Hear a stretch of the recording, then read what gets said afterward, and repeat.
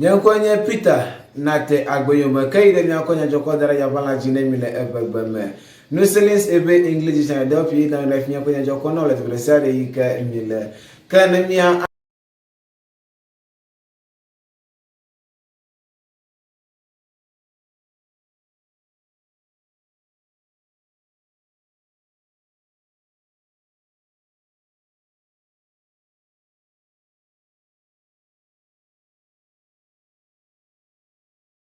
no saftonu alu amuganu tomene mikamia akolu jo kodere ya bala yiko kude sahope agbono na kwakula yika enute no na lope afrada 193 le fifinya ope akpa ji njojo de jesi na ebanyi kwati nya do opie le ayika maso hado woja gba yika wa forre kwakula hati ule nutome kanu yika no via wo nye be le ya donge vaya fifi wana nye yika no mudumda le amada 83 le moto fifi kwakula moto bunya ope akpaji kala sohe ope nyanua wode koglobe le kama moto ade tenga bule yi madidi yoma yoten poba sohe de kapijara etiam nyame yika no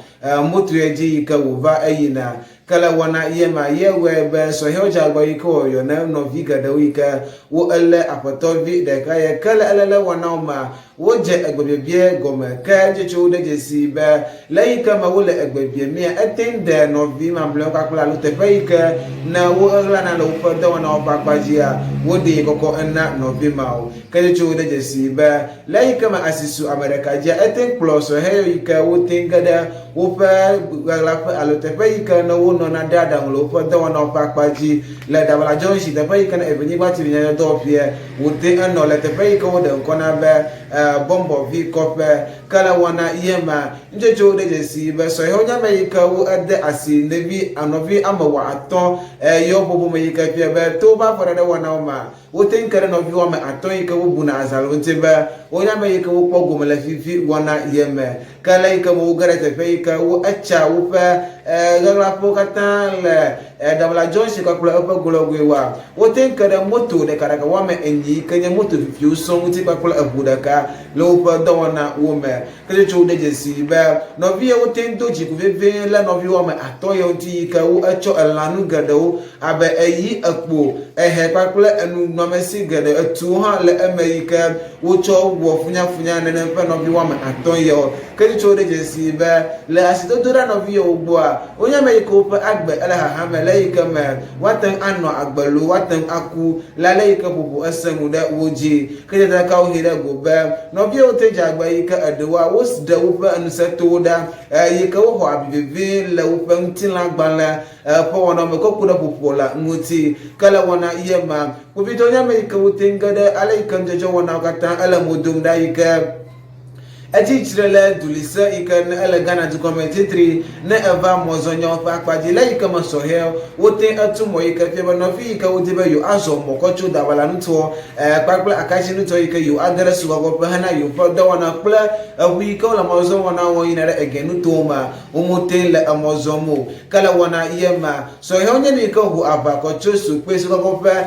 kwakla pogola yika la po apogo malama agbako fa hipo so he ojagba yika wo abagara njojo wana yemeyike etaba metenya kpole nkeke ikanye egbepe nkeke etongba vayo kala wana yema otenda jesi no vi ko po moto bula nkeke yimeka otenda jesi po moto yika woko kala yika makobito motengara wana yema araba so he ododo meje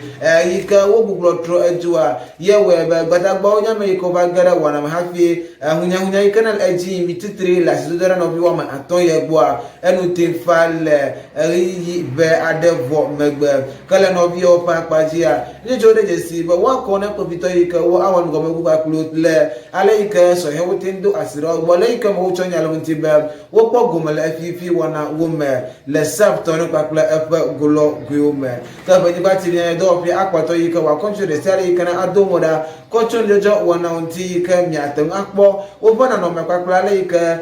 lady alo no metata woti enno le yi body kana atu le ni chonga ka atongba vai muti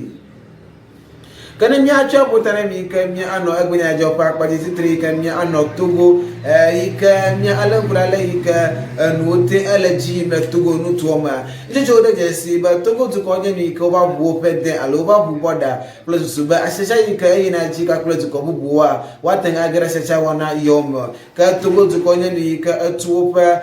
den alo boda ko dara anyele yawoda pejinu atompa ka we andragbe